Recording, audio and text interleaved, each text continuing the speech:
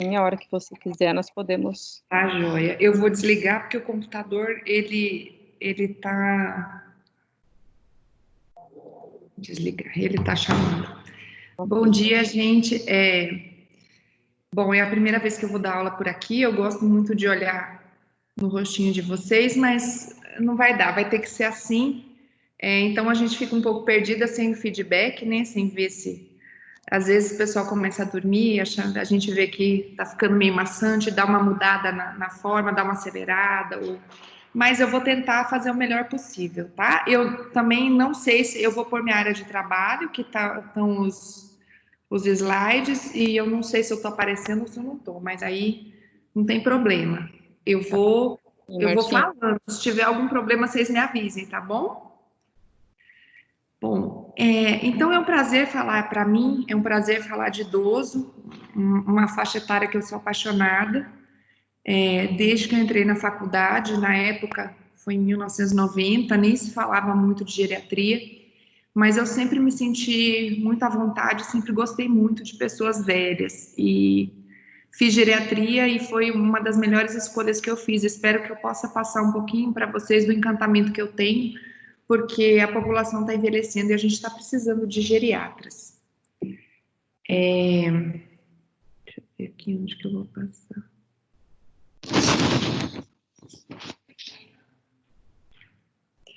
Eu vou começar lendo um trechinho desse livro para vocês, que são Sinais e Sintomas em Geriatria, para falar da importância da semiologia. Eu sei que vocês provavelmente já tiveram semiologia geral, mas eu vou pincelar na aula quais são os detalhes importantes na semiologia do idoso. E eu vou ler esse trechinho para a gente contextualizar um pouco.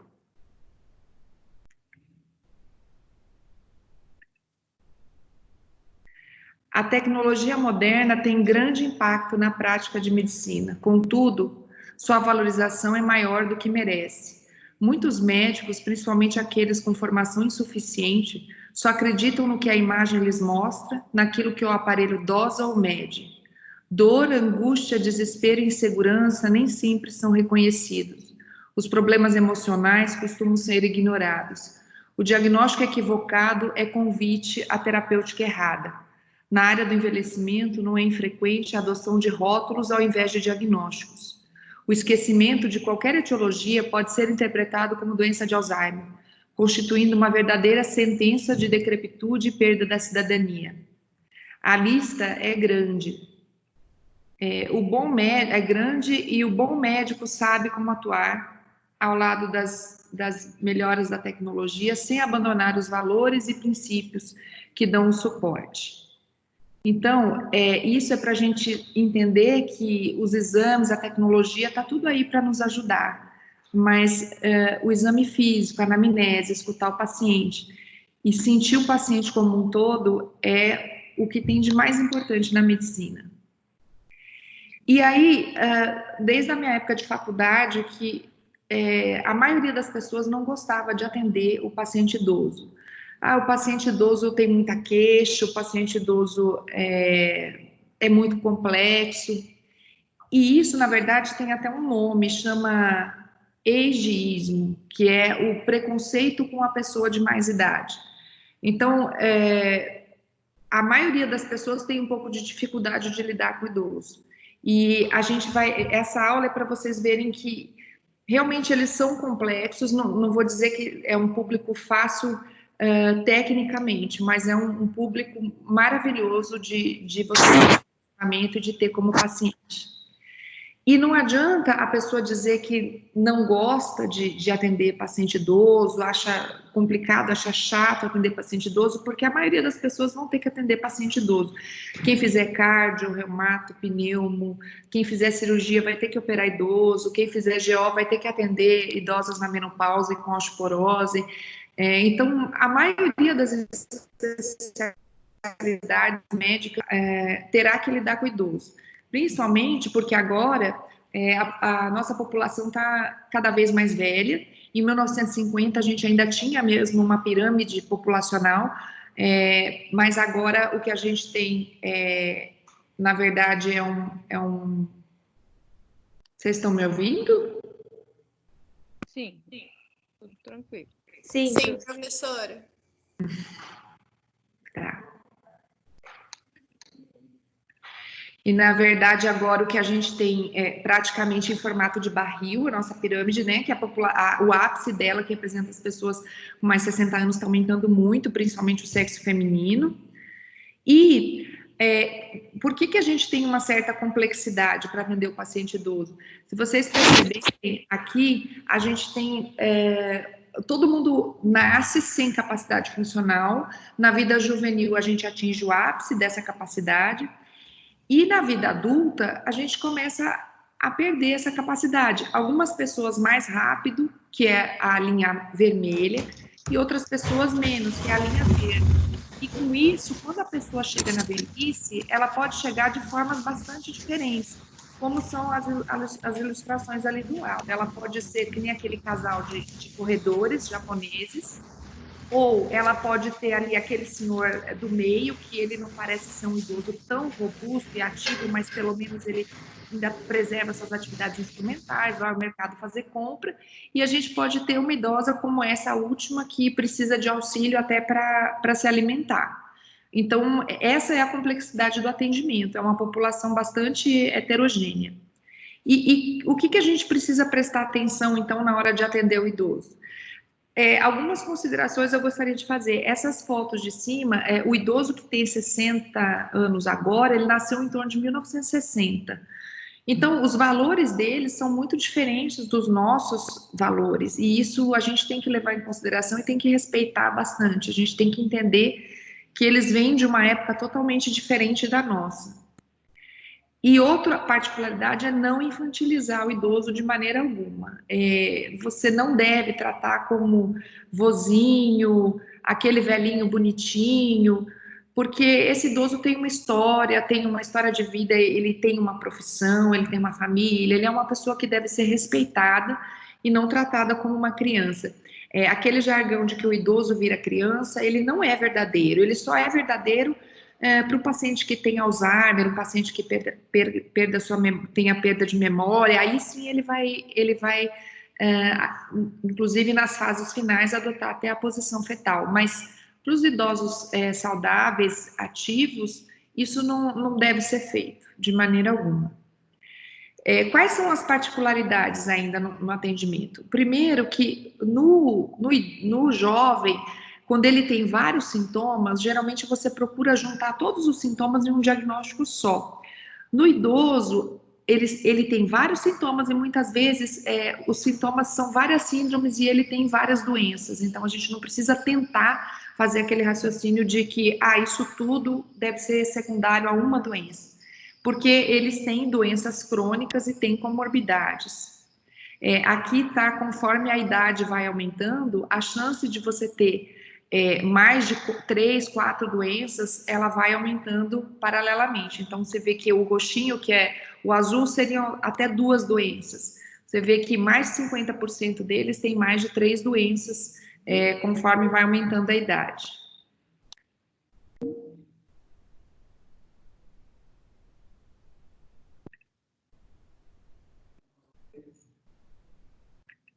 Travou, Marta. Voltou. Bom, outra coisa é isso que eu acabei de falar, então, que os sintomas geralmente não são explicados por uma única doença, e os sintomas podem ser alterados por doenças pré-existentes e alterações atípicas. Então, por exemplo, eu posso perguntar para um idoso que tem insuficiência cardíaca se ele está com falta de ar. Pode ser que ele me fale que ele não tem falta de ar, mas quando eu vou avaliar a capacidade funcional desse idoso, eu percebo que ele fica praticamente o dia inteiro sentado, ele não tem uma atividade mais intensa, ou ele fica o dia inteiro parado, então ele não sente falta de ar, porque na verdade ele não tem esforço. E as apresentações atípicas, essas apresentações atípicas fazem com que a gente muitas vezes não reconheça esse sintoma e não chegue ao diagnóstico. E com isso, ele acaba sendo internado mais tarde, por mais tempo, porque ele chega no momento mais tardio da doença e tenha uma mortalidade maior também. Então, por exemplo, O idoso que cai, a queda é um sinal muito importante no paciente idoso. O idoso que cai, ele tem, geralmente é um sintoma sentinela, ele tem alguma coisa por trás, pode ser inclusive uma infecção urinária, porque ele fica com febril ou subfebril, fica com dor, às vezes não bebe água, que eles já normalmente não bebem, desidrata, e ele acaba, pela infecção, apresentando queda, faz uma hipotensão postural como um sintoma de infecção urinária. Então, às vezes, ele não tem a disúria, polaciúria, aquele quadro clássico de infecção. Aqui é um artigo que mostra quais são os sintomas de doença cardiovascular no idoso. Então, por exemplo, o típico é dor, dispneia, taquicardia, mas o idoso pode se apresentar, por exemplo, no pronto-socorro com confusão mental, e ele pode estar com um infarto agudo do miocárdio, que pode se apresentar dessa forma, com confusão mental. E as doenças do idoso, elas costumam ser mais severas e a recuperação do idoso costuma ser mais lenta. A gente fala que criança, né, a doutora Sônia pode dizer melhor, que criança se recupera rápido, né? O idoso não, ele já tem um período mais longo e muitas vezes, depois que o idoso interna, quando ele tem alta, a capacidade funcional dele geralmente é um pouquinho inferior à capacidade que ele tinha quando ele internou. Uma figura que a gente tem que sempre lembrar que entra no contexto da consulta geriátrica são os cuidadores. Então, tem muitos idosos que, às vezes, os filhos não... Tá tudo bem? Eu não sei se é só para mim, mas tá travado. Eu não tô vendo o seu slide. Tá travado. Pra Tem mim que também reiniciar. mudou o slide. Acho Tá que no cuidador? Não, tá MD de Marta Drey. não. Ué. Eu acho que travou. Eu acho que precisa... Quem travou no slide vai precisar entrar e sair de novo. Tá, ok. Será que travou para muita gente? Que também tá ainda naquela curva que a senhora mostrou, não foi avançando. Meu Deus! Aqui também, tá assim. Aqui tá na curva também. Será que se não cancelar o compartilhamento e compartilhar de novo, volta ao normal? Oi? Oi.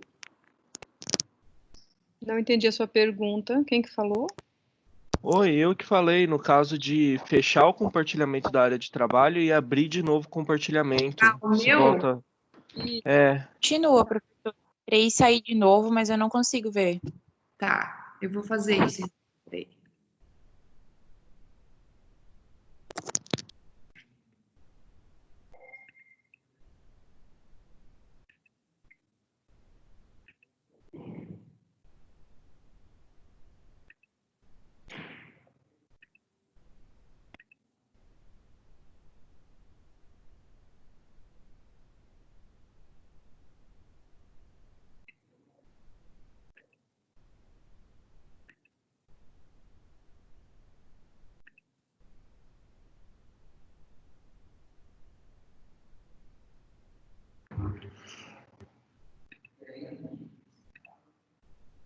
Aguardar um pouquinho.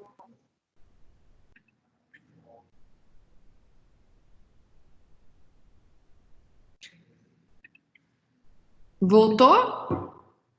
Capacidade funcional ao longo da vida? Isso. Isso, ok. Voltou. Muito obrigada. Mudou? Voltou. Voltou. Tá. Então, eu vou falar rapidinho. Isso aqui é aquilo que eu falei, dos valores diferentes, certo? Que eles nasceram em torno de 1960, da não infantilização do idoso, das múltiplas doenças com doenças crônicas. Aqui está o gráfico, né? Conforme aumenta a idade, aumenta o número de doenças concomitantes. Sintomas geralmente não explicados por uma única doença, sintomas alterados por doenças pré-existentes e apresentações atípicas, o não reconhecimento, então, pelas apresentações atípicas, atrasa o diagnóstico e faz com que as hospitalizações sejam mais tardias e prolongadas e que aumente a mortalidade. A queda, que eu dei, uma infecção urinária sem sintomas clássicos. Aqui é a tabela do artigo, que fala dos sintomas atípicos, que eu comentei que um idoso pode se apresentar com sintomas atípicos nas doenças cardiovasculares, como, por exemplo, uma confusão mental no infarto, e são doenças mais severas e de recuperação mais lenta. Aí cheguei aqui no cuidadores, né? Os cuidadores são uma figura que aparece no cuidado com o idoso, porque muitas vezes os filhos não têm como cuidar, eles trabalham, e algumas vezes eles procuram, cada um dá um pouquinho, e acabam contratando alguns cuidadores para ajudar no cuidado com o idoso, e essa pessoa, ela é uma pessoa que participa bastante, geralmente, das consultas, não só de consultório, inclusive no ambulatório de geriatria do HU mesmo, que eu faço, muitas vezes os filhos levam os cuidadores junto, e eles são bastante importantes na vida desses pacientes, principalmente os dependentes. O que mais a gente precisa se preocupar? Se eu vou ser geriatra e eu vou fazer um consultório, eu tenho que ter um consultório que tenha acessibilidade, não adianta eu fazer um consultório que tenha um lance de escada, por exemplo, para o paciente subir. A temperatura tem que estar adequada, os idosos que são muito consumidos e frágeis, eles sentem mais frio, não pode ter barulho e tem que permitir o contato visual, porque o idoso tem uma coisa que a gente chama de presbiacusia, então quando tem muito ruído no ambiente, ele não vai conseguir ouvir direito, e não adianta a gente falar mais alto, porque quanto mais alto a gente fala, mais eles ouvem o ruído, mas sem distinguir o som. Então, eu preciso falar com eles num ambiente calmo e ter contato visual, porque eles usam muito a leitura labial para ajudar. A gente precisa ter calma e esperar, não adianta atropelar o idoso e querer ter pressa e responder por ele, para que ele seja mais rápido. E uma boa iluminação. Outro detalhe que tem bastante destaque na semiologia geriátrica são os medicamentos e o uso de medicamentos.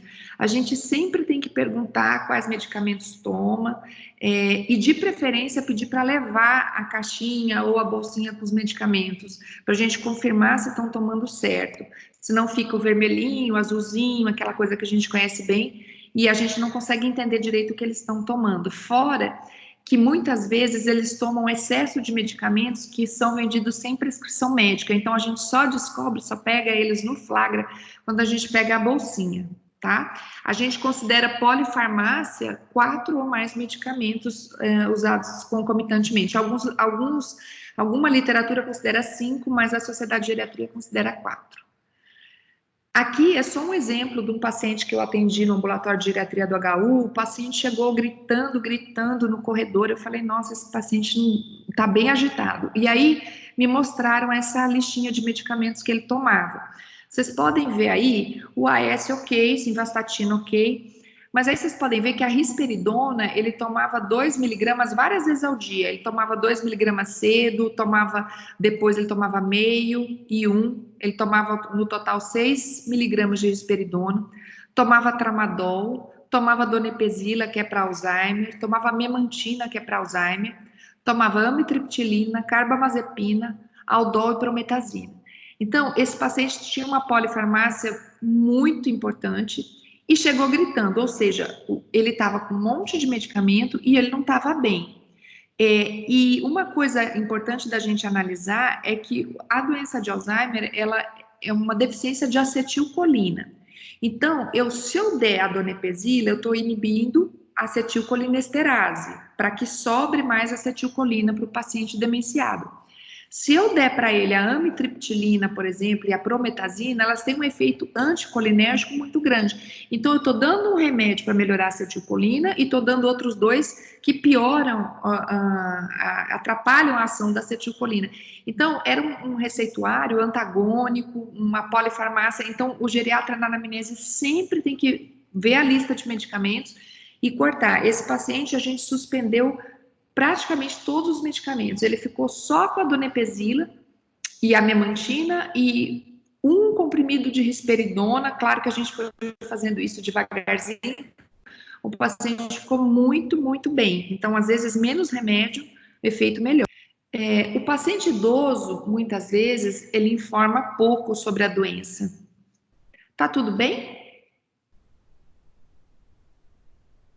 Oi? Sim. O paciente informa pouco sobre a doença.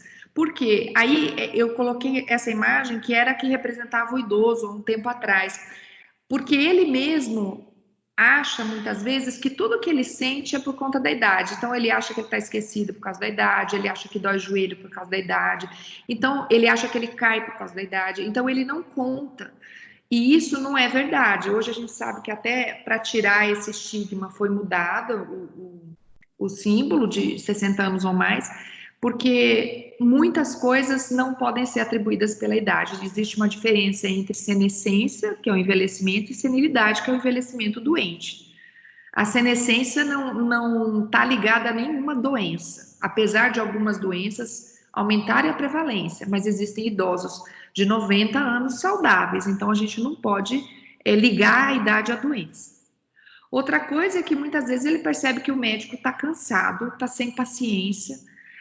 A gente precisa ter paciência, gente. Às vezes o paciente idoso, muitas vezes os acompanhantes me falam que nem dorme à noite, esperando o dia da consulta, e se arruma, escolhe roupa. Às vezes eles fazem a unha, arrumam o cabelo, só para ir lá na consulta médica. Aí chega lá, você sem paciência, vai ficar 5 minutos e mandar ele embora e demonstrar desinteresse. Então, eles percebem isso. Então, a gente precisa ter paciência para eles poderem informar direitinho. E outra coisa é que muitas vezes eles se preocupam com o custo de medicamento, custo de tratamento. Alguns idosos, às vezes, que vão ao consultório, que pagam a consulta particular com o dinheirinho contado e tem medo de internar ou de ter que fazer algum procedimento que seja muito custoso, que a gente sabe que quando o idoso aposenta, o rendimento dele cai bastante, né? As barreiras de comunicação, que são o que eu já falei, né? Que às vezes ele não escuta, não adianta gritar, tem que olhar no olho e falar pausadamente e não ter ruído no ambiente. E aí vamos então à anamnese. Professora, Oi. qual que é o que a senhora disse que não escuta? Qual o quê? Que era o nome disso quando a presbi- senhora disse que não escutava? É presbiacusia. Presbiacusia, presbi é envelhecer, né? É o envelhecimento do aparelho auditivo. Então, a presbiacusia é isso, quando tem muito ruído no ambiente, quando tem muita gente falando ao mesmo tempo, ele não entende bem o que é falado. É diferente do déficit auditivo. Então, depois eu vou falar no exame físico, mas geralmente eu pergunto para o paciente assim, primeiro que quando ele entra você já percebe se ele ouve bem ou não, porque o paciente que você olha para ele e conversa, ele ouve perfeitamente. Mas você pode perguntar, por exemplo, se ele consegue falar ao telefone, se ele ouve a campainha quando alguém toca. Se ele falar que ele ouve isso, só quando tem muito barulho que ele fica um pouco sem escutar, é a presbiacusia, o envelhecimento normal. Se for um pouquinho além disso, aí ele tem que fazer uma audiometria, tá? É a mesma coisa da presbiopia, que a partir dos 40 anos, para enxergar de perto, começa a ficar difícil, e aí você tem que afastar até que você comece a usar o óculos. Então, é um envelhecimento do aparelho ocular, tá? Bom. Tá bom, obrigada. De nada. Aí, assim, começando então na anamnese propriamente dita. Tem uma tática para você iniciar a anamnese do idoso, porque eles costumam falar muitos sintomas ao mesmo tempo, trazer um monte de exame, e você tem que seguir aquela sequência da anamnese, porque senão você fica perdido. Então, geralmente eu falo assim para eles, ó. O senhor já foi no geriatra alguma vez? Aí, geralmente, eles falam não. Eu falo, a gente vai perguntar tudo que o senhor sente vai ser importante para o geriatra. Mas eu gostaria que o senhor começasse com a queixa que mais incomoda, o que mais incomoda o senhor. Então, essa é a forma da gente começar a anamnese. E aí ele vai falar o que mais incomoda, porque não adianta você listar 15 problemas e querer pedir exame e resolver tudo ao mesmo tempo no idoso, porque você não vai conseguir, você vai encher ele de remédio, de exame, e ele, dependendo, ele nem volta, porque ele fica cansado. Então, você tem que ver o que realmente está mais incomodando para você priorizar na vida desse paciente.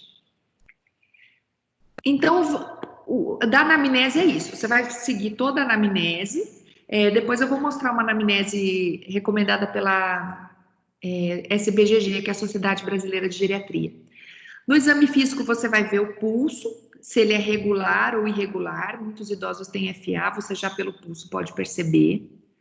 Existe uma coisa que se chama pseudohipertensão e hiato auscultatório. São dois detalhes na avaliação da pressão do idoso. A pseudohipertensão é quando você mede uma pressão no idoso, por exemplo, 16 por 8, ou 16 por 9, e você desconfia que seja uma hipertensão, uma hipertensão falsa. Como é que você vai desconfiar disso? Quando você estiver auscultando, você vai insuflar o manguito, palpando o pulso. Quando você palpar, sumiu o pulso, então você já poderia começar a soltar, certo? Para você começar a ouvir os sinais de Korotchkov. Se ele ficar, mesmo depois que sumiu o pulso, você continuar palpando essa artéria radial, ela for como se fosse um caninho duro, é sinal de que ele tem muita arterioesclerose, quer dizer, ele tem as paredes da artéria muito endurecidas. Se ele tiver esse caninho palpável, então, mesmo depois do sumiço do pulso, você pode desconfiar que a pressão dele esteja falsamente elevada, porque você precisa de uma pressão mais alta para vencer essa parede dura, tá? Então, isso é pseudohipertensão. Essa manobrazinha de palpar o pulso radial chama manobra de Osler, é o que você pode fazer para ver se o paciente pode estar com uma hipertensão falsamente elevada. E tem o hiato auscultatório. O que é o hiato auscultatório? Se você fizer a semiologia correta, você palpando o pulso, você vai insuflar até desaparecer esse pulso. E aí que você vai soltar o ar e vai começar a ver o primeiro som de Korotchkov até o último. Por que você tem que fazer isso? Porque se você for insuflando e escutando, e quando parar o barulho, você parar de insuflar, pode acontecer, como está mostrando aí na figura, esse hiatozinho. Às vezes o idoso tem 2 milímetros sem a ausculta, e ela volta a bater lá no 180. Então, na verdade, a pressão é 18 por 10 e não 15 por 10, como você tinha aferido. Então, por isso que a gente sempre tem que palpar o pulso, para a gente poder ver quando desaparecer, porque aí o pulso vai desaparecer lá no 19. Aí você vai descendo, você vai conseguir, ele vai pular 2, vai voltar a bater, mas você sabe que foi lá em cima, no 180%. E mesma coisa a diastólica, às vezes ele pode ter um hiato ali, parou de bater no 140, mas você continua desinsuflando porque pode voltar a bater 2 para baixo. Então, na verdade, você sempre vai insuflar lá em cima até acabar o pulso e vai descer, mesmo que tenha parado o som de Korotchkov, você continua escutando e desce até o fim, porque ele pode ter esses hiatos, tanto na sistólica quanto na diastólica, e aí você vai vai aferir a pressão de maneira errada. Professora? Oi. Eu não entendi uma coisa. Uhum. Qual vai ser o valor, então, definitivo? O último som? Isso. É justamente esse que é o erro. Se você falar, por exemplo, nessa página que está aí, nesse slide, se você falar que é 17 por 14, está errado. A pressão é 17 por 10. Por isso que você não pode... por exemplo, eu estou escutando, bateu 17, 16, 15, sumiu. Vou tirar. Tiro o estetoscópio. Aí você vai falar, está 17 por 14. Não. Você continua desinsuflando e percebe se não vai aparecer mais um batimento. Se aparecer, aí você conta. O último realmente que aparecer é o que vai ser a pressão diastólica dele. Entendi. E acontece na diastólica e na sistólica? E na sistólica também, pode ter esse ato. Por isso você tem que insuflar. Quando sumir o pulso, você ainda insufla uns 20 milímetros e aí você vai descendo devagarzinho, tá? Não aquele negócio de colocar, medir rápido. Tem que prestar bem atenção nisso. Obrigada. De nada. Professora, Oi. Você pode explicar de novo a pseudohipertensão? Eu não entendi muito bem quando a senhora falou que a gente vai ter que insuflar mais do que parou de sentir o pulso. Então, quando você está insuflando, você vai insuflar um pouquinho acima de quando parou o pulso, você insufla mais uns 10 milímetros e tal. Só isso. O que vai acontecer no seu dedo aqui que estava no pulso? Pulsar. Se a artéria dele não for tão endurecida, você não palpa a artéria, porque ela colaba, some o pulso e a artéria. Mas se você sumir o pulso, mas você perceber que tem um caninho no seu dedo, é como se fosse um caninho duro, é sinal que ele tem uma arteriosclerose muito grande. Então, por isso, você pode ser que a pressão que você está fazendo no manguito tenha que ser um pouquinho superior, que na realidade ela é, por causa do endurecimento da parede. Tá, entendeu? Bom. Então, é só para você saber que se você, mesmo depois que sumir o pulso, não é que você vai palpar o pulso, você vai palpar a artéria, entendeu? Entendi, muito obrigado. Por nada. Prof, eu tenho mais uma Aí, outra coisa que é importante... desculpa atrapalhar. Esse ato auscultatório, ele vai ser patológico ou é só comum do idoso? Não, é só para você se atentar, é uma característica semiológica que você precisa se atentar, para você não aferir a pressão errada, só isso. Ah, tá, obrigada. Ah, de nada. Bom, aí, como eu falei, o idoso sente pouca sede, ele tem, os baroreceptores deles não são tão sensíveis como do paciente jovem. Então, e outra coisa, muitas vezes os medicamentos de efeito anticolinérgico dão muita hipotensão postural. Então, sempre que você for aferir a pressão, tem que ser em 2 decúbitos, sentado e de pé, ou deitado e sentado, e quando muda o decúbito, espera 2 minutos e afere a pressão novamente. Isso é muito importante. Então, todo idoso, na primeira consulta, eu faço a pressão em 2 decúbitos. Eu atendi uma paciente uma vez no ambulatório de geriatria do HU também, que o filho falou que ela não estava andando mais. E eu fui pedir para ela ficar de pé para tentar. Eu achei a pressão dela baixa, sentada, estava 10 por alguma coisa. Pedi para ela ficar de pé, ela não conseguia.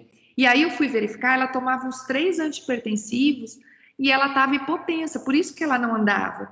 E aí eu tive que conversar com o filho, eu fiquei com um pouco de medo, vou confessar, de suspender os antihipertensivos, mas eu falei para ele, a gente não tem outro jeito, e ele não queria suspender, ele falou, não, mas ela é hipertensa há vários anos. Eu falei, olha, é mais fácil ela ter um AVC por hipotensão do que por hipertensão nesse momento, ela está muito hipotensa, então a gente suspendeu e ela voltou andando na consulta seguinte. Claro que eu pedi para ela aferir a pressão todos os dias, 2 vezes ao dia, para a gente não correr o risco dela fazer um pico hipertensivo, mas realmente ela estava muito hipotensa, a medicação não estava legal.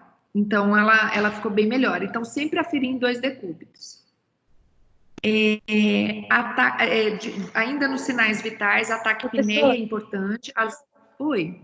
Só uma dúvida no caso dessa idosa que você atendeu. Quando você pediu para ela aferir a pressão todos os dias, como que ela deveria fazer isso? Como que o filho deveria aferir a pressão? O filho, se ele não pudesse levar ela até o postinho, ele poderia comprar ou emprestar um aparelho de pressão, porque hoje a gente sabe que eles liberaram aquele aparelho digital, né? Então, de qualquer forma, e assim, lógico que toda vez que você pede alguma coisa, eu costumo muito me preocupar com a parte social do paciente. Então, você tem que ver se o que você está pedindo é possível ou não é. Se ele me falasse assim, não é possível, eu acho que eu seria capaz de ir na sala da assistente social, que tem lá, e pedir para ela me ajudar, ou ligando no centro de saúde próximo à casa dele para irem aferir a pressão, explicar a situação e pedir para fazer assim, que é o correto. Mesmo porque, tanto para AVC quanto uma pressão diastólica muito baixa pode precipitar infarto também, agudo do miocárdio, porque a coronária depende dessa pressão diastólica para encher. Então, o risco dela era muito grande. Então, teria que achar uma forma dele fazer. Se não pudesse comprar o aparelho, se não tivesse aparelho em casa, se ninguém pudesse ir lá medir, a gente teria que ver uma outra forma, mas ela não poderia ficar como ela estava. Entendi, obrigada. De nada. A frequência respiratória... Oi? Eu queria só perguntar uma coisa, a respeito dos 2 minutos. Então, a gente afere com ele sentado, a gente pede para ele levantar e ele fica em pé por 2 minutos para eu poder aferir. Isso, para aferir de novo. Poder, conseguir avaliar de novo. Não é 2 minutos sentado, esperando, é 2 minutos em pé. Isso, é na mudança de decúbito, para ver como que vai ser a acomodação. Obrigada.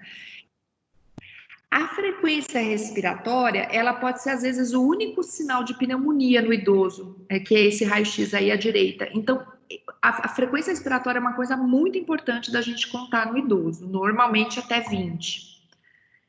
O peso e a altura, a gente sempre mede, lembrar que o idoso tem uma diminuição da altura, né? Então, o IMC, que é o peso sobre a altura ao quadrado, a gente tem que levar em consideração que, às vezes, a altura dele é maior do que essa que vai estar lá.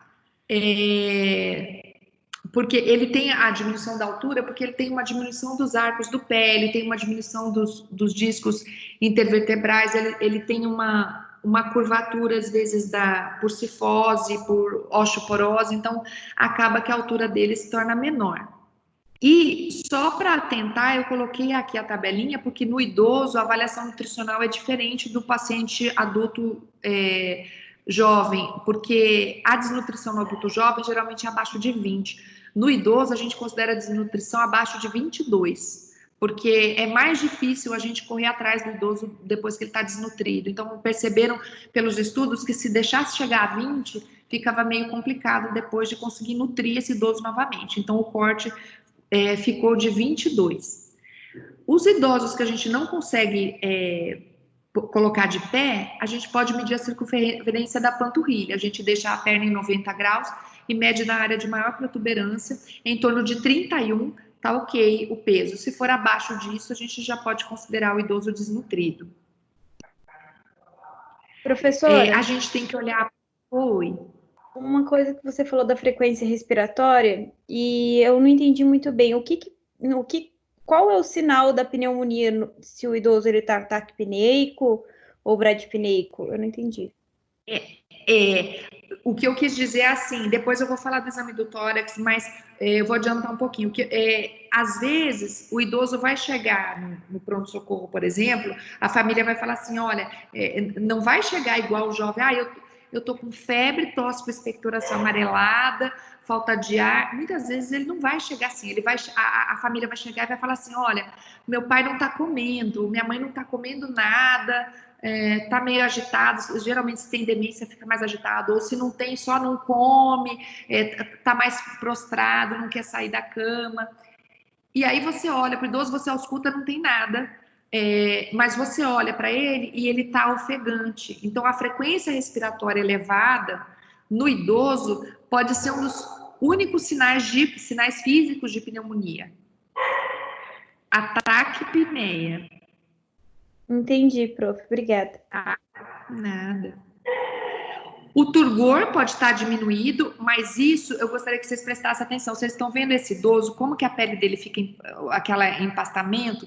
Por quê? Porque eles têm uma alteração do colágeno. Então, muitas vezes a gente testa o turgor na testa e no externo para ver o grau de hidratação. Porque se a gente testar nos braços ou em outros locais, às vezes vai ser um turgor mesmo sem ele estar desidratado pela própria alteração do colágeno, que é diferente do paciente mais jovem, que aí se ele fizer se o paciente jovem tiver esse aspecto aí de pele, ele está bem depletado. Já no idoso isso não é tão verdade. A gente tem que prestar muita atenção na boca do idoso, tem que ver se ele tem dente, se ele não tem. Oi? Oi, desculpa incomodar, mas eu tô assistindo a palestra junto com a minha mãe, ela queria saber se tem como repor esse colágeno no idoso. Na verdade, não tem muita coisa para fazer não, em relação a esse colágeno, é só hidratar, tomar bastante água, E tem alguns cremes, mas geralmente a gente acaba ficando com a pele um pouquinho diferente conforme a idade vai passando. Ah, tá. Mas para mim, fica cada vez mais lindo, fala para ela, eu acho. Obrigada, prof. De nada.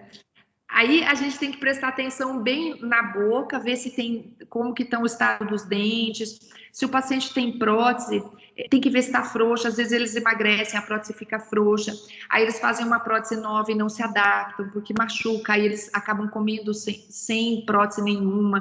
Então a gente tem que prestar bastante atenção. Lá no HU, eu mando para o ambulatório, tem odontogeriatria na faculdade de odonto, então eles vão para odontogeriatria geralmente. E aí, às vezes também tem que tirar a prótese e ver se tem lesão, porque às vezes eles têm lesão embaixo da prótese e a gente tem que se preocupar com câncer de boca, essas coisas. Fora isso, eles têm, às vezes, uma discinesia, que são aqueles movimentozinhos repetitivos orofaciais, não sei se vocês já viram, que pode ser algum sinal parkinsoniano, então tem que ficar atento. Em relação à face ainda, a gente tem a artéria temporal. Essa artéria temporal, o idoso é comum ele ter arterite de célula gigante. Então, se o idoso chegar com cefaleia forte no pronto-socorro, é bom a gente palpar essa artéria temporal dele, porque se ela estiver endurecida, dolorosa, ele tiver com alteração visual, isso pode ser uma arterite de célula gigante. O diagnóstico de certeza é com biópsia, mas a gente precisa entrar com corticoide, dose alta, que impede que esse idoso perca a acuidade visual. Então, lembrar da arterite de célula gigante em idoso com cefaleia e palpar a artéria temporal. Esse arco senil, não sei se vocês já viram, ele é comum, às vezes, em volta do olho do paciente idoso e não é um sinal patológico, não significa nada, só envelhecimento mesmo, não traz nenhum problema para o paciente. A catarata, né, que é bom, a gente olha, tem essa opacificação do cristalino, que é bem comum no paciente idoso também. Existe a ptose palpebral, que é a mais comum do idoso, é a senil, que é quando essa pálpebra ela começa a cair, e algumas vezes, quando ela atrapalha a visão, aí tem que fazer a blefaroplastia, que a gente fala, que eles fazem a plástica da pálpebra e erguem. E tem também o entrópio e o ectrópio. O entrópio é quando vira para dentro e o ectrópio é quando fica para fora. Esse entrópio, eu atendi uma paciente no início desse ano que ela tinha muita irritação ocular, muito frequente. Eu fui olhar de pertinho o olho dela e os cílios estavam raspando na córnea o tempo todo. Então, eu mandei ela para o oftalmo, ela não conseguiu a consulta, aí, se não me engano, uma neta dela, que é esteticista, arrancou todos os cílios inferiores da pálpebra dela e melhorou bastante. Mas ela ainda vai ao oftalmo, eu insisti para ela ir. A gente tem o cartão de Jäger, eu não sei se vocês já viram, você pode colocar o paciente a 5 metros de você e pedir para ele ler. Ele tem que conseguir ler pelo menos até essa linha 8. E aí a vista dele tá legal. Se ele não conseguir, você encaminha o paciente para o oftalmo. Mas o que eu posso dizer para vocês é que, na minha experiência, a maioria dos pacientes com mais de 60 anos já chega de óculos ou já tem um oftalmo. Então, é dificilmente você que vai fazer o diagnóstico. Mas a gente tem que estar atento, porque às vezes o óculos está ruim. E a falta de visão atrapalha muito a qualidade de vida do paciente idoso. Ainda na cavidade oral, eu não sei se vocês já viram esse vermelhinho dos ângulos da boca, chama quelite angular, e é bem comum porque às vezes o idoso perde a horizontalidade aqui dessa comissura e ela fica um pouco caída e ali junta um pouquinho de saliva, então às vezes dá essa quelite e tem que tratar também. Os ouvidos, como eu falei, para a gente ver se está um pouquinho além da presbiacusia, você pode se posicionar atrás do paciente e sussurrar uma pergunta no ouvido dele. Se ele conseguir responder a pergunta, tá ok. Caso ele não consiga responder, seria bom daí encaminhar para a audiometria. O pescoço, você palpa, é bom você palpar os pulsos, você vê a mobilidade do pescoço, porque eles têm bastante osteoartrite cervical, ver se tem sopro de carótida. E avaliar também o bócio, né? Que o bócio não é tão comum no paciente idoso, mas a gente tem que sempre lembrar da tireoide. A pele, a gente precisa ver as ulcerações, né? Os pacientes que são dependentes, a gente precisa examinar, ver se eles estão com úlcera, e se eles têm úlcera, qual é o grau dessa úlcera. Grau 1, só pele. Grau 2 já tem uma solução de continuidade na pele. Grau 3 já expõe o subcutâneo, e grau 4 expõe músculo, ossos ou tendões. Então, sempre olhar se o paciente que é muito acamado tem úlcera de pressão. Às vezes, mesmo sentado na cadeira de rodas, eles podem ficar as isquio-femorais, também as isquiáticas e as do trocânter, tem que sempre ficar atento.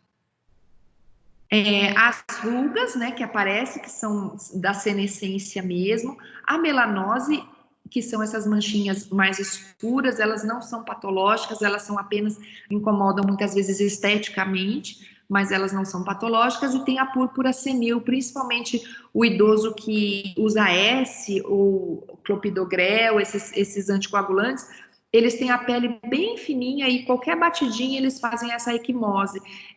Mais também incomoda mais esteticamente. Não tem medicação para isso. Algumas pessoas usam vitamina C, mas não tem evidência científica. Então, na verdade, evitar bater e passar, se estiver incomodando, se o roxo estiver muito grande, tem idoso que tem quase o braço todo, dá para passar as pomadinhas, trombofóbia, pergalena, aquelas pomadinhas que absorvem hematoma. E o que a gente precisa ficar atento são os carcinomas de pele mais comuns. A queratose actínica, ela não é carcinoma, ela é pré-maligna.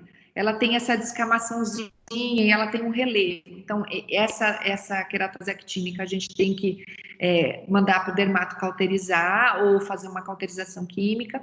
Tem o carcinoma basocelular e o espinocelular. A gente tem que ficar sempre atento às manchas.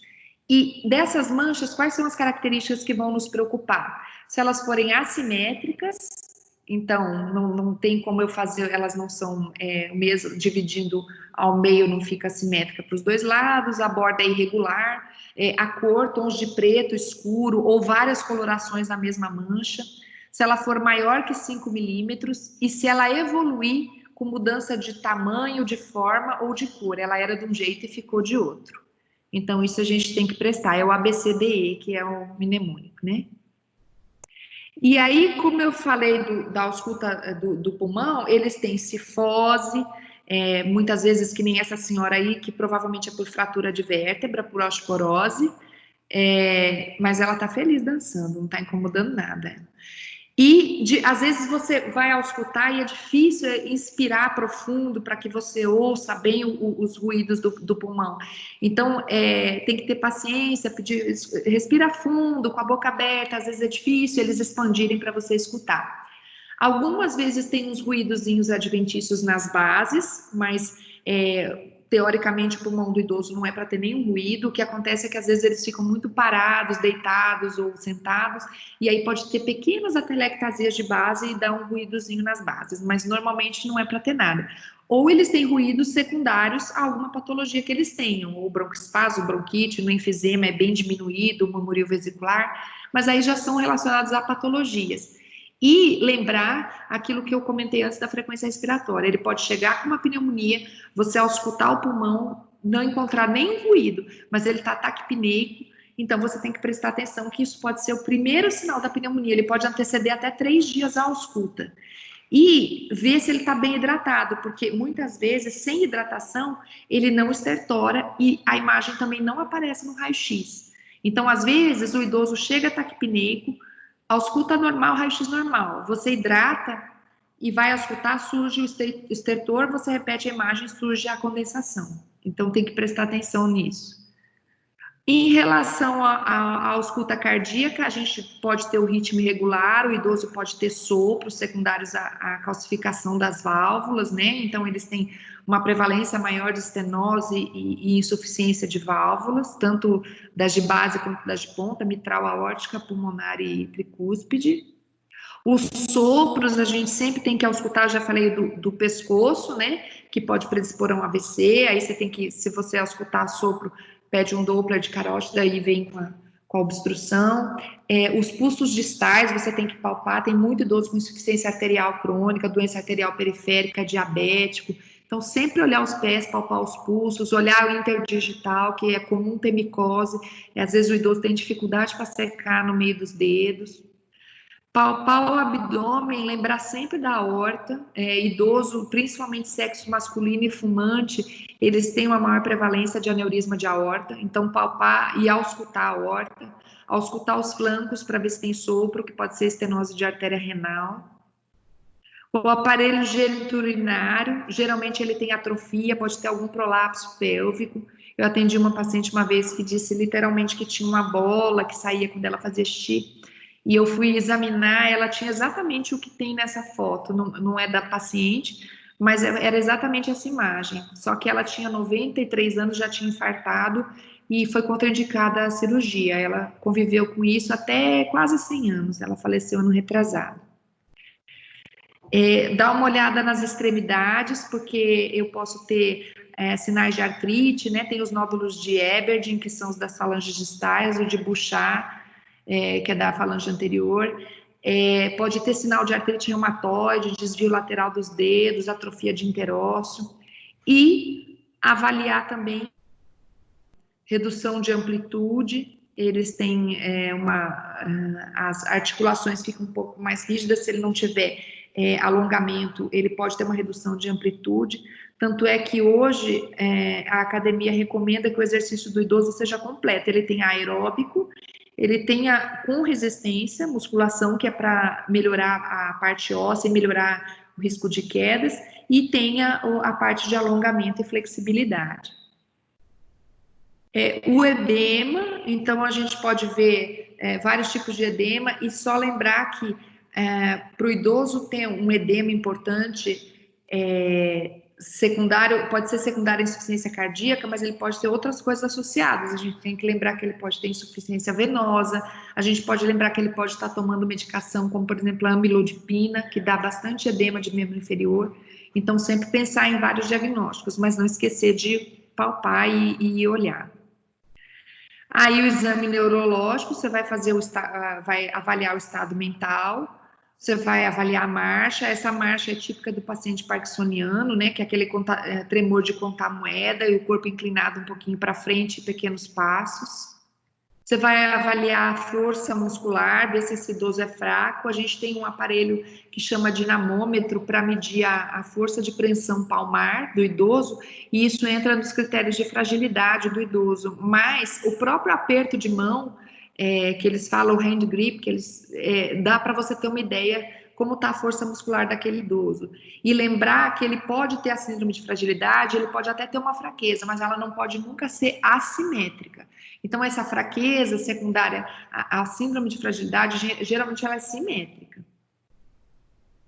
E aí, agora, eu vou só pincelar aqui o roteiro de anamnese da Sociedade de Geriatria, como que ele vem. Então, vem ali uns dados sociais, né, e de idade e tudo mais, e aí já vem os medicamentos que ele usa e quais as doenças que ele tem.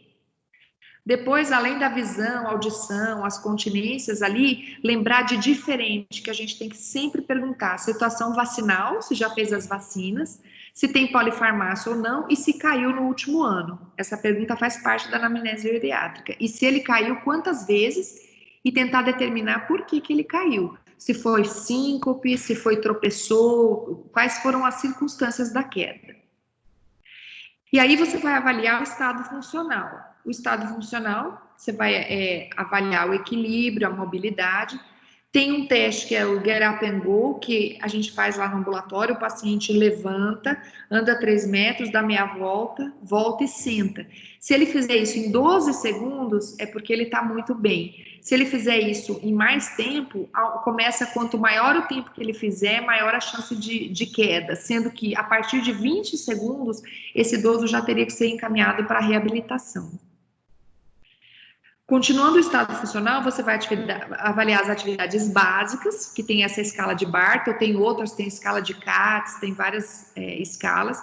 Você vai avaliar. Então, atividades básicas são essas atividades que estão listadas aí. Se ele se alimenta sozinho, se ele toma banho, se ele consegue se vestir sozinho, se ele tem continência urinária, fecal, se ele vai ao banheiro sozinho, se ele vai da cama para o quarto, da cama para a cadeira, do quarto para a sala, se ele tem essa mobilidade. Então, são atividades mínimas que o idoso precisa fazer. E nós temos também as atividades instrumentais, que são aquelas mais detalhadas, mais relacionadas ao ambiente. Então, se ele toma, aqui estão os itens, se ele cozinha, se ele toma medicação sozinho, se ele consegue mexer com dinheiro, fazer as compras, se ele consegue andar na vizinhança, se a família deixa ele em casa de forma segura ou fica preocupado dele ficar sozinho em casa. Então, essas são a avaliação de atividade instrumental. Eu usei a escala de Pfeffer, mas também tem outras escalas. Tem a escala de Lawton, que pode ser usada. A cognição, o que a gente faz? Todas essas escalas a gente faz no ambulatório de geriatria. Então, todo paciente ele tem uma listinha de valores de escala. A cognição, a gente faz o Mini Mental, a gente faz a fluência verbal e o teste do relógio. Se a gente achar que está alterado, a gente pode até aplicar mais testes. Então, esse é o Mini Mental de um paciente da geriatria que eu atendi, com o teste do relógio. A fluência verbal dele foi 5. O teste do relógio ele não conseguiu fazer, ele teve 2 tentativas e não conseguiu. E o Mini Mental dele aí registrado também. Em relação ao humor, a gente sempre tem que lembrar de fazer o diagnóstico de depressão no paciente idoso. E, por outro lado, não fazer um super diagnóstico de depressão, dar o diagnóstico de depressão para todo mundo. Então, para a gente objetivar um pouco esse diagnóstico, a gente tem uma escala específica, que é a escala de depressão geriátrica. Ela tem 20 e poucos itens, essa é a escala abreviada, que é a que a gente usa. Então, ela pergunta algumas coisas um pouco mais voltadas para a pessoa de idade, como, por exemplo, vida vazia, sentimento de inutilidade, achar que os outros têm mais sorte ou têm menos problema que ele. São perguntas mais relacionadas à vida do idoso, né? Que começa a ficar um pouco menos ativa. Em relação ao estado nutricional, além da medida do IMC ou da circunferência da panturrilha, a gente faz essa avaliação nutricional, que faz uma pergunta sobre ingesta alimentar dos últimos meses, perda de peso, mobilidade, estresse psicológico, problemas neuropsicológicos e IMC. Então, a gente pergunta se ele teve alguma dessas coisas, dá uma pontuação, e de acordo com a pontuação, a gente vê se ele tem risco de desnutrição ou não. E, por último, avaliar o cuidador, se ele tem, e o Apgar da família. Então, nesse Apgar da família, a gente pergunta, eu não coloquei aqui a escala, a gente pergunta se ele se sente bem acolhido quando ele tem problema, se ele se sente contente com o tempo que os filhos ou os amigos, a família passa com ele. Então, são perguntas mais relacionadas ao ambiente social que ele vive. E nós temos aqui também, interessante perguntar para o idoso como é a casa dele, se a gente precisa detectar, principalmente se ele tem risco de queda elevada ou tem caído muito no último ano, quais são os riscos que ele tem dentro da casa dele, armadilhas que ele possa cair, ou mesmo que ele não tenha armadilha, a gente sugerir, de repente, algum equipamento de segurança, como barras, caso ele tenha esse risco elevado. E aí, no fim da avaliação, você tem tudo isso aqui, se ele é independente ou dependente, se ele é frágil ou não, se ele tem baixo ou alto risco de queda, se ele tem déficit cognitivo, risco nutricional e suporte social adequado. E aí, por último, só a escala de fragilidade, que eu não coloquei aqui, você vai ver se esse idoso relatar fadiga, queda na força de preensão das mãos, redução de atividade física, baixa velocidade ao caminhar ou perda de peso não intencional, ele pode estar com síndrome de fragilidade, que é por último. E aí, eu só trouxe 2 exemplos de pacientes minhas do ambulatório, e aí a gente tem tipo um mapinha de cada doente de acordo com todas essas escalas. Então, por exemplo, essa senhora aqui, ela tem uma escala de depressão geriátrica de 1, então ela não é deprimida, ela é totalmente independente, tanto para atividade básica quanto instrumental, ela foi excelente nos testes cognitivos, ela leva 7 segundos para fazer o Get Up and Go, que o corte é 12, ela não tem risco nutricional e ela tem um excelente suporte familiar. Já esse outro paciente não consegue fazer o GDS, porque ele já tem uma cognição bastante comprometida, o Mini Mental dele é 0, teste do relógio 0, ele não consegue caminhar mais, ele tem risco nutricional e ele é institucionalizado. Então, eu só queria mostrar para vocês aquela heterogeneidade que eu falei do começo, como que você pode pegar 2 pacientes com a mesma idade, com as mesmas doenças, mas o tratamento, de acordo com a avaliação geriátrica, vai ser totalmente diferente. Só vou lembrar dos Is da geriatria. Então, esses diagnósticos, a gente faz toda essa semiologia detalhada para que a gente veja qual é o diagnóstico, e a geriatria tem essas grandes síndromes, que é a insuficiência cognitiva e mobilidade, as incontinências, a instabilidade postural, que na verdade são as quedas, né? Foi colocada instabilidade por causa do I. A iatrogenia, que na verdade é aquela polifarmácia que eu mostrei. A insuficiência de comunicação, que foi acrescentada recentemente junto com a insuficiência familiar. A insuficiência de comunicação é que o idoso pode ficar sem escutar, sem enxergar, e isso vai causar um transtorno na qualidade de vida dele. E insuficiência familiar é quando ele não tem o acolhimento, o cuidado que ele precisa.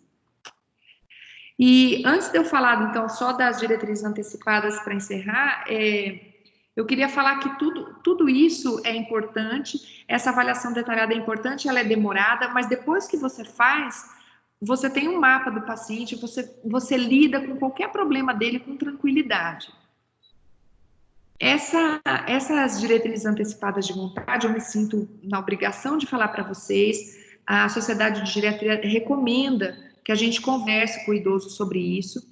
O que é isso? É um conjunto de desejos que o paciente pode manifestar sobre os cuidados e tratamentos que ele quer ou não receber no momento que ele estiver incapacitado de se expressar livre e autonomamente à sua vontade. Então, os pacientes que se encontram incapazes de comunicar, o médico deve levar em consideração essas diretrizes antecipadas. Isso é uma resolução do Conselho Federal de Medicina, tá? Então, o paciente também pode, caso ele não queira fazer isso, ele pode determinar um representante para isso, tá? E para elaborar isso, ele tem que estar lúcido no domínio da autonomia dele, e aí ele pode resolver o que ele quer para ele ou não. Então, por exemplo, os meus pais deixam comigo essa decisão, mas eu já sei o que eles querem para a vida dele. Então, a minha mãe fala, se eu tiver acamada, demenciada, eu não quero que fique prolongando a minha vida insistentemente. Então, isso é um desejo dela. E agora, cada vez mais, com a evolução da tecnologia e o aumento da expectativa de vida, algumas vezes o idoso chega a uma fase muito tardia de vida, com uma qualidade 0 de vida, uma vida autobiográfica, que eles falam em cuidados paliativos 0 também, porque não anda, não fala, não faz mais absolutamente nada, e esse idoso você pode manter vivo às custas de aparelho, às custas de bastante tecnologia. Então, esse momento, chega a hora de se discutir na diretriz antecipada, nos Estados Unidos, que eles costumam colocar na geladeira. Então, quando liga para um 911, um vai socorrer o idoso e o outro vai olhar as diretrizes antecipadas. Então, a gente precisa começar a falar disso. Eu sei que é difícil, mas é um assunto que a gente precisa começar. Aí tem como elaborar o documento, né? A pessoa vai refletir, ela pode perguntar para alguma pessoa, para o seu médico, o que ele acha e conversar sobre isso. É um documento individual, ele pode deixar uma cópia desse documento para qualquer pessoa acessar. E tem esse jogo Cartas na Mesa, não sei se vocês já viram, é um jogo que fala dos desejos do paciente, o que é importante para ele, o que não é um joguinho. Aí tem lá, gostaria de conviver com meus animais de estimação, gostaria de falar sobre a herança, testamento, gostaria de ouvir as minhas músicas prediletas. E aí você pede para o paciente escolher o que seria importante para ele em caso de uma doença grave, sem perspectiva de cura ou fim de vida. E aí você já conhece até isso do seu paciente idoso, e se um dia chegar o momento dele, a gente está nesse momento no HU com um paciente que internou, ele tem 87 anos, ele tem bastante comorbidade, insuficiência renal, ele está com estafilococcia, e ele falou que ele não quer fazer hemodiálise, ele tem uma fístula já, e ele falou que ele não quer fazer, ele não vai fazer, e ele está lúcido, e ele não quis passar sonda nasointeral também. E aí a gente tem que respeitar, a gente não pode sedar e sondar o paciente, e a gente tem que conversar com ele e tem que respeitar o desejo dele. Ele tem autonomia e essa autonomia precisa ser respeitada. Por fim, eu queria só mostrar essa lenda que eu gosto muito, para dizer que o idoso, não adianta você olhar o idoso em pedacinhos. Eu acho que, na verdade, na medicina em geral, não adianta você pode ser um super especialista de uma patologia oftalmológica. Tudo bem, isso tem seu espaço, a sua importância, mas eu acho que o que mais a gente consegue de benefício para o doente é se a gente usar muito a história clínica e a semiologia para olhar o doente como um todo, porque aí você pode ver o examinador do elefante que está com o olho vendado, que está pegando no pé, pode achar que é um tronco, que está pegando no rabo, pode achar que é uma corda. E só a pessoa que tem a visão do todo que vai entender que aquilo ali é um elefante. E hoje em dia, para a gente considerar um idoso saudável, a gente não precisa dizer que o idoso saudável é o idoso sem doença. Isso acabou, isso não existe mais, isso é um conceito ultrapassado. O idoso saudável é o idoso que tem a funcionalidade preservada e a autonomia preservada. Então, eu posso ter diabetes, eu posso ter pressão alta, eu posso ter o que for. Se eu for autônoma e independente, tá tudo certo, eu sou uma idosa saudável. E aqui, só para finalizar, são os meus residentes, que eu amo de paixão. Eu sei que vocês fazem estágio todo na Santa Casa, mas lembra que o HU tem residência de clínica médica e quem quiser passar por lá vai ser muito bem-vindo quando acabar a faculdade. É isso, gente.